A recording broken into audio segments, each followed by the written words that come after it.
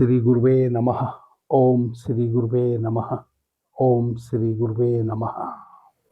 आदरणीय मित्रों, यदि आपके जीवन में किसी भी विधि से आज तक ध्यान नहीं घटा है और आपकी ध्यान में रुचि है, आप गहन ध्यान में प्रवेश करना चाहते हैं, आज जो ध्यान की विधि आपके समक्ष मैं रखने जा रहा हूं, निश्चित रूप से यदि आप इस ध्यान विधि का अभ्यास करेंगे, आपके जीवन में ध्यान का उत्सव, ध्यान की सुगंध, ध्यान की खिलावट, ध्यान रूपी पुष्प निश्चित खिलेगा। आदरणीय मित्रों, हमारे भारतवर्ष में मनुष्य ध्यान को उपलब्ध हो सके, उसके लिए ऋषियों ने, मनीषियों ने, साधुओं ने, संतों ने बहुत सी विधियां खोजी हैं। विधियां खोजी हैं, इससे केवल इतना मतलब है कि उस गंगा नदी के घाट तक बहुत प्रकार से मनुष्य पहुंचा है और गंगोत्री में स्नान किया है। जिसको जो मार्ग रुच जाए, किस वाहन से यात्रा किए, आप किस मार्ग से गुजरे, मूल्य तो केवल इस बात का है, आपने चाहे जिस वाहन का उपयोग किया अपनी आत्म चेतन यात्रा के लिए, या जिस विधि का उपयोग किया, आपका गंगा में सद स्नान हुआ कि नहीं। यदि हुआ तो किसी भी मार्ग से आप पहुंचे हों, वही मार्ग अभूतपूर्व बन जाता है, मूल्यवान बन जाता है और नाना मार्गों से, नाना प्रकार के वाहन से, वर्तमान में भी और पूर्व में भी मनुष्य उस ज्ञानोदय को उपलब्ध हो चुका है, उस ज्ञान गंगा में गोते लगा चुका है। आदरणीय मित्रों, जो विधि आज मैं आपके समक्ष बताने जा रहा हूं, यह विधि भगवान भैरव ने माता भैरवी को बताई थी। 39 नंबर सूत्र में विज्ञान भैरव तंत्र, जो महान ग्रंथ है इस जगत का, जो भगवान शिव का ही स्वरूप भगवान भैरव भी हैं, भगवान शिव के द्वारा रचित यह तीसरा महान ग्रंथ है। शिव सर्वोदय विज्ञान शिव संहिता के बाद जो मनुष्य के लिए बहुत कल्याणकारी है।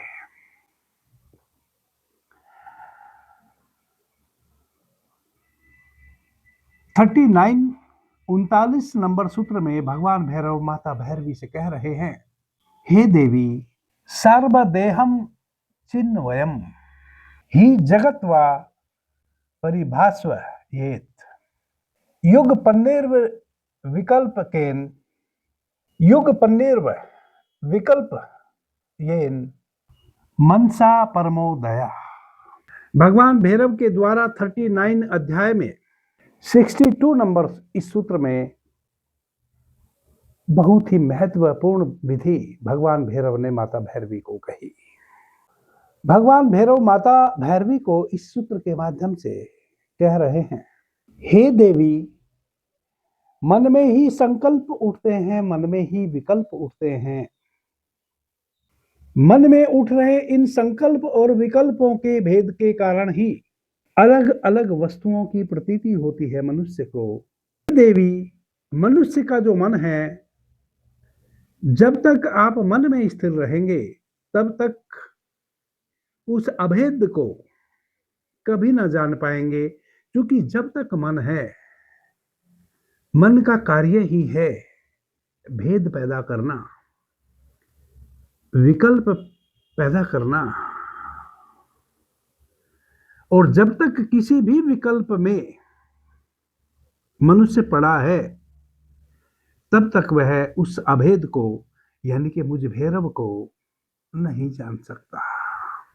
उस अभेद ज्ञान को प्राप्त करने के लिए मनुष्य को मन के पार जाना पड़ेगा। बिना मन के पार गए उस अभेद को, अभेद यानी कि जहां कोई विकल्प नहीं है, उस निर्विकल्प को, जिसका दूसरा कोई और परिभाषा नहीं हो सकती, जो बस है, इसको परिभाषा में बांधा नहीं जा सकता, जो सभी प्रकार की मन की परिभाषाओं के परे है, उसको प्राप्त नहीं किया जा सकता। आदरणीय मित्रों, बहुत सूक्ष्म विधि भगवान भैरव ने उस परम पिता परमेश्वर को, उस महेश्वर को, जिसका न आदि है न अंत है, जिसका न कोई विकल्प है, जिसको आप किसी भी आकार में बांध नहीं सकते हैं, जो निराकार है, निर्विकल्प है, उसको जानने का मार्ग बताया है। बहुत अद्भुत सूत्र है। इतना तो आप समझ ही गए होंगे कि यदि हमें उस महेश्वर को प्राप्त होना है, यदि हमें उस निर्विकल्प को उपलब्ध होना है, तब मन के सभी प्रकार के विकल्पों से मुक्त होना पड़ेगा, क्योंकि मन निरंतर भेद पैदा करता है। आप स्वयं भी अच्छे से जानते हैं। आप आंख बंद करके इस विचार के साथ शांति से बैठने का प्रयास करें कि मुझे आत्म केंद्रित होना है। आपका मन आपको झूठा एक स्वपन, एक स्वांग आपके अंतस में रच देगा, जिससे आपको यह आभास होगा कि अरे मैं तो पहुंच गया, आहा कितनी परम शांति भीतर है, मैं तो शांति को उपलब्ध हो गया। मन आपको झूठी शांति का विकल्प दे देगा। ध्यान रखें, जब तक आपको कोई भी विकल्प अंदर या बाहर से उपलब्ध हो रहा है, तब तक आप अपनी आत्मा के इर्द गिर्द भी नहीं हैं। तब तक आप परम पिता परमात्मा के उस द्वार दरवाजे से बहुत दूर हैं। तब तक तो आपको यह भी नहीं पता है कि किस दिशा में जाएं तो वह दरवाजा मिलेगा। कब तक? जब तक आपको किसी भी प्रकार का विकल्प बाहर से या भीतर से उपलब्ध हो रहा है। आपका मन बड़ा चालाक है। जो आप चाहते हैं, जैसे ही आप शांति से बैठेंगे, मन आपका वह स्वांग रच देगा और आपको वैसी प्रतीति कराएगा कि अरे उपलब्ध तो हो गया, देखो कितनी शांति है। यदि आप किसी नाद में डूबना चाहते हैं तो मन एक झूठा नाद निर्मित कर देगा। यदि आपने परमपिता परमात्मा की कोई पहले से छवि बना रखी है तो मन आपका एक छवि निर्मित कर देगा कि ये लो परमात्मा, जैसा आप चाहते थे वैसा ही। ये सब विकल्प दे देगा आपका मन। जबकि समस्त वेद शास्त्र, धर्म ग्रंथ, ऋषि मुनि मनीषी निर्विकल्प समाधि की बात करते हैं, जहां कोई विकल्प आपके समक्ष ना बचे।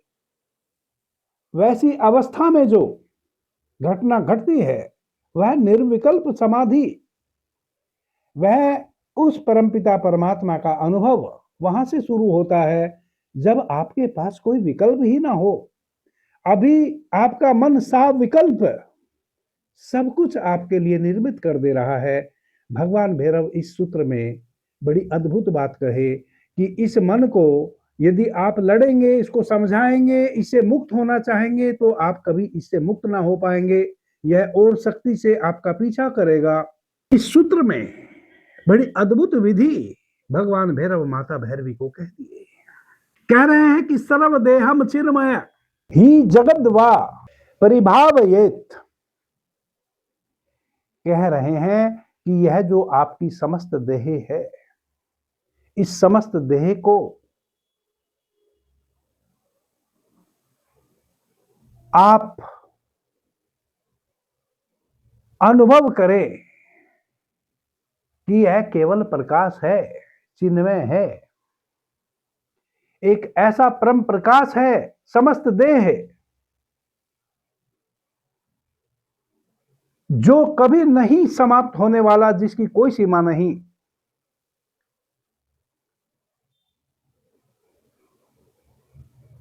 जो प्रकाश कभी मिटेगा नहीं। कहते हैं कि वैसा अनुभव करें भीतर, जैसे ही समस्त कर्मणेन्द्रिय और समस्त इंद्रियों को एक परम प्रकाश के रूप में भीतर महसूस करेंगे, तैसे ही आपके मन के पास कोई विकल्प ना बचा। क्योंकि आपने कुछ भी अधूरा छोड़ा ही नहीं मन के लिए। जहां मन अपना स्वांग रचे, आपने तो अपनी इस समस्त देह को ही प्रकाश स्वरूप में आंख बंद करके मान लिया। जब आपकी इस देह का एक एक अंग आपकी मान्यता के अनुसार केवल प्रकाश ही बचा और कुछ बचा ही ना, तब आपके मन के पास अब कोई विकल्प ना बचा कि वह किसी भी प्रकार का स्वांग आपके समक्ष रचे, वह कुछ भी नया निर्मित करे, वह किसी भी प्रकार का कोई विकल्प आपको प्रदान करे। और जैसे ही यह घटना घटती है कि आप अपनी समस्त देह को केवल एक प्रकाश रूप में जाने, तैसे ही मन विदा हो गया।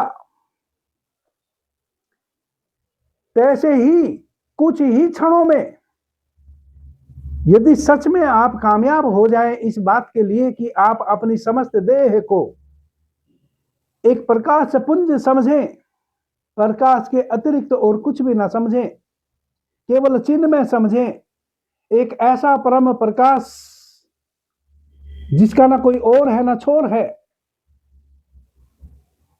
जो कभी खंडित नहीं होने वाला है, ऐसा समझने भर से ही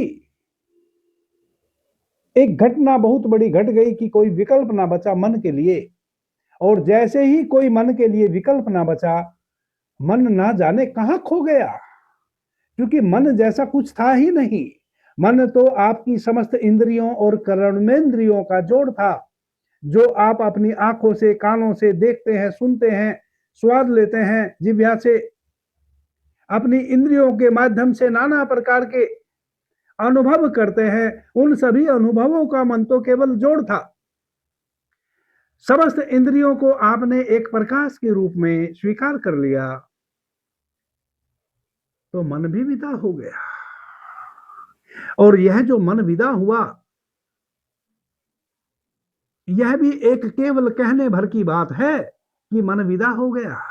क्योंकि जो था ही नहीं, वह विदा भी कैसे हो। बस आपकी समस्त इंद्रियां एक प्रकाश के रूप में, एक प्रकाश पुंज में परिवर्तित हो गई। इसलिए कोई विचार निर्मित नहीं हुआ, कोई विकल्प निर्मित नहीं हुआ। विकल्प निर्मित नहीं हुआ, तभी उसी क्षण आप निर्विकल्प हो गए।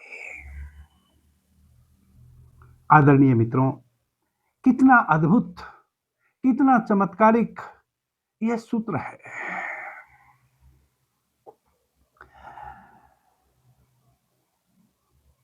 विज्ञान भैरव तंत्र इस जगत का ध्यान समाधि के गहन अनुभव के लिए जो भगवान भैरव ने 112 सूत्र माता भैरवी को कहे हैं। एक भी सूत्र यदि आप अपने जीवन में जी लें, इसी क्षण, इसी समय, इसी दिन, इसी घंटे, इसी पल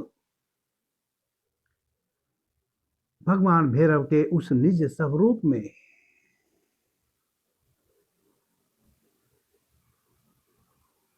आप स्वयं को उसी पल, उसी क्षण भगवान भैरव के उस महेश्वर स्वरूप का, उस एक चेतन तत्व का जिसका कोई विकल्प इस समस्त जगत में नहीं है, उपलब्ध हो सकते हैं। करना क्या है? सब कुछ तो भगवान भैरव ने इस सूत्र में कह दिया। आंख बंद करके शांति से बैठ जाए, ध्यान रहे। सबसे सुलभ है मनुष्य के लिए ध्यान करना सुबह में, क्योंकि आप रात्रि निद्रा से ताजे ताजे अभी आए हैं। आपका ऊपर किसी भी प्रकार का बोझ अभी नहीं है। अभी आप निद्रा से जगे हैं। कुछ ही समय पहले आपने स्नान किया है। यह क्षण अति महत्वपूर्ण है आत्म स्नान के लिए भी। संध्या होते होते ना जाने कितनी कलुषता घेर लेगी। हम किसी को गाली दे आएंगे, किसी की गाली सुन आएंगे, ना जाने कितने प्रकार के दुख सुख के अनुभव हमारे जीवन में घट चुके होंगे। शाम होते होते कहीं हमें सफलता मिली होगी, कहीं असफलता मिली होगी। सफलता असफलता, दुख और सुख, अपमान और सम्मान के धक्का मुक्की में न जाने हम कितनी बार सुबह से लेकर शाम तक विचलित हुए होंगे। वह सारा वजन लेकर यदि हम इवनिंग में ध्यान समाधि का अभ्यास करेंगे तो इस शरीर को वह प्रकाश पुंज मानना एक बहुत ही कष्टप्रद, संघर्ष भरा,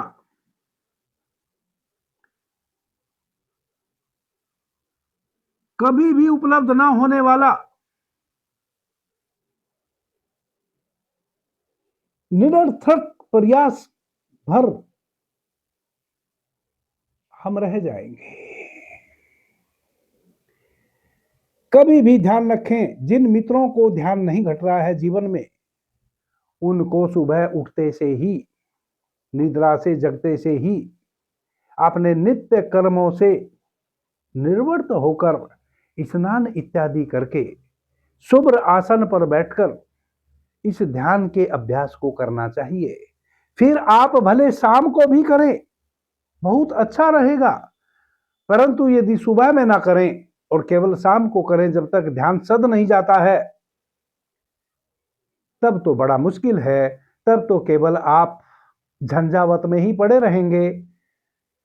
और कितनी भी प्यारी विधि हो, कितनी भी अनुभवी ऋषियों ने, मनुष्यों ने आपको विधियां बताई हो, रास्ता बताया हो, आप कभी भी उस रास्ते पर चलकर मंजिल को उपलब्ध नहीं हो पाएंगे। हाँ, जिस दिन आपको तैरना आ जाएगा, फिर तो आप कभी भी नदी में कूदे पार हो जाएंगे। परंतु जब तक तैरना नहीं आता है, तब तक शांत नदी में उतर के तैरना थोड़ा आसान है।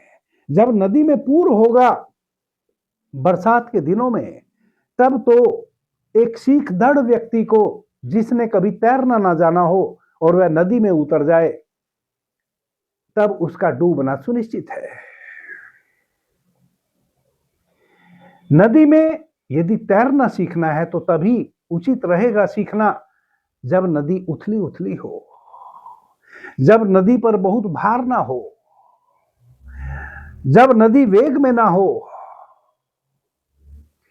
आपकी जीवन रूपी नदी सुबह से लेकर शाम तक इतनी वेग में आ जाती है, इतनी उत्तेजना में आ जाती है, वैसी अवस्था में ध्यान करना, वैसी अवस्था में ध्यान रूपी गंगा में तैरना बड़ा मुश्किल है। इसलिए प्रतिदिन सुबह में अभ्यास करें। जब थोड़ा गहरा अनुभव हो जाए फिर तो आप कभी भी अभ्यास करें। बैठ जाएं। अपनी नासिका के अग्रभाग पर अपनी दोनों आंखों से 1 मिनट के लिए देखें। जब आप अपनी नासिका के अग्रभाग पे अपनी दोनों आंखों से देखते हैं, ऑटोमेटिक आपकी आधी आंखें खुली रहती हैं और आधी आंखें अपने से ही बंद हो जाती हैं और आपकी जो आज्ञा चक्र है, जो शिव का द्वार है, जो त्रिनेत्र है, जो दिव्य चक्षु है, जिसको वैज्ञानिक भाषा में हम पाइनियल ग्लैंड बोलते हैं, जो हमारे माथे में करीब 1.5 इंच भीतर वह ग्रंथि है जो सुषुप्त पड़ी है, जिसको आपकी इन आंखों की ऊर्जा जब तक उस ग्रंथि को ना छुएगी, वह सक्रिय ना होगी, तब तक वह निष्क्रिय ही पड़ी रहेगी। अपने इन दोनों आंखों की ऊर्जा को जब आप उस पर केंद्रित करते हैं, आपकी बाहर बहती हुई आंखों की ऊर्जा का पात उस ग्रंथि पर होता है तो वह ग्रंथि सक्रिय होती है और वह दरवाजा खुलता है। जो भगवान भैरव कह रहे हैं कि जब कोई विकल्प नहीं बचता, आप निर्विकल्प हो जाते हैं, हे देवी, तब मैं समक्ष आपके खड़ा हूं, बाहें बिछाए आपको अपनी बाहों में लेने के लिए। अपनी नासिका के अग्रभाग पर 1 मिनट के लिए आप ध्यान केंद्रित करें।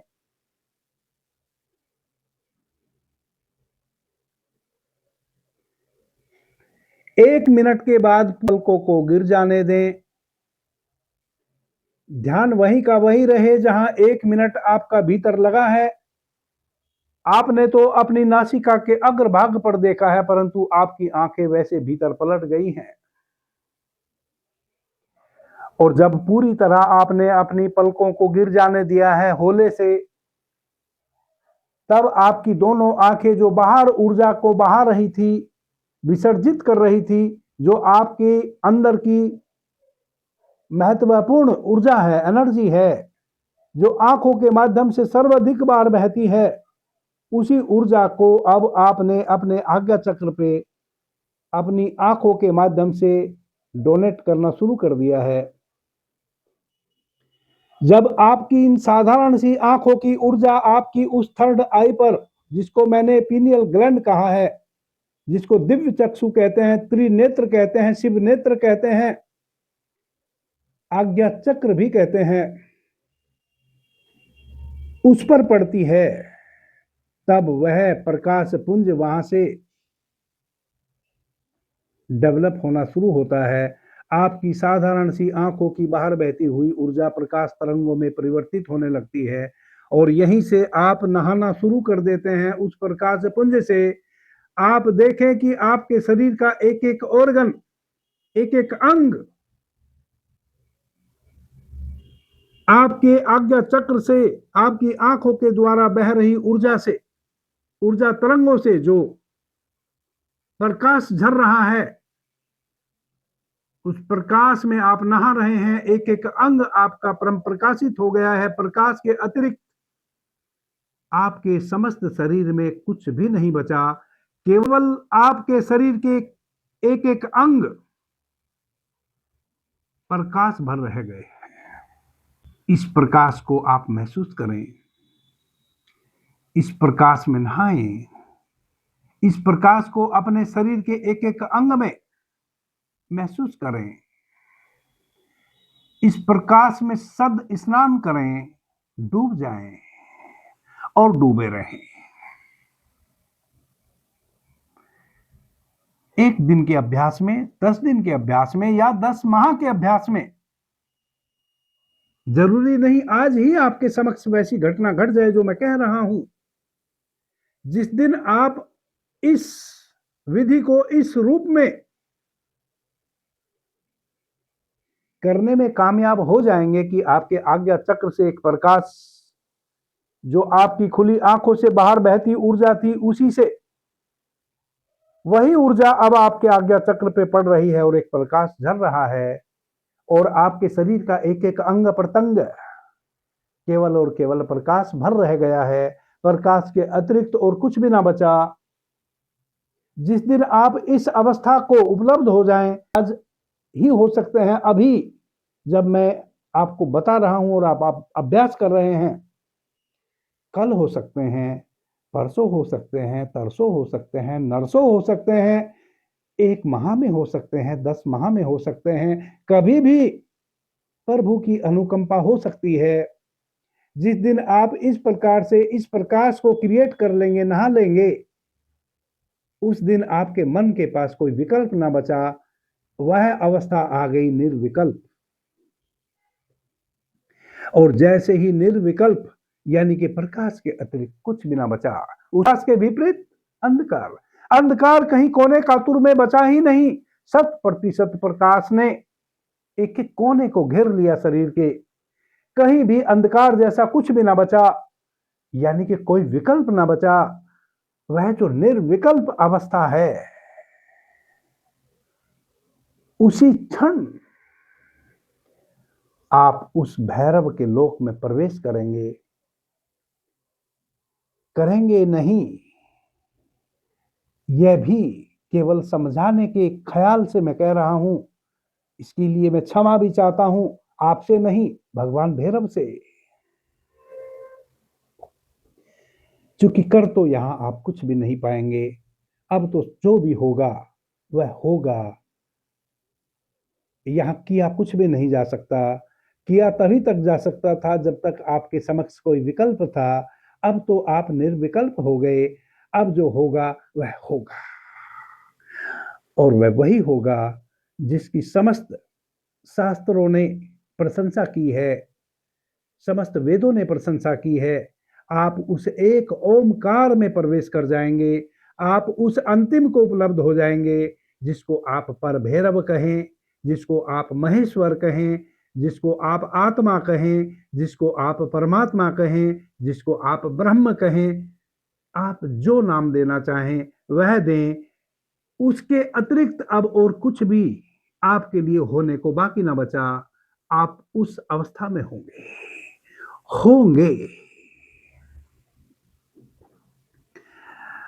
आप सभी के जीवन में वह क्षण जल्दी घटे, ऐसी मैं भगवान महेश्वर से प्रार्थना करता हूं। अपनी संवेदनाएं मेरे सुनने वाले सभी मित्रों के प्रति प्रेषित करता हूं। सबका शुभ हो, सबका मंगल हो। सभी उस उच्चतम शिखर को उपलब्ध हो जहां आपके अतिरिक्त और कोई विकल्प ना हो। अभी के लिए इतना ही। आपने मुझे ध्यान से प्रेम से सुना, उससे मैं बहुत अनुग्रहित हूं। सभी मित्रों को मेरा प्रणाम, धन्यवाद। हर हर महादेव।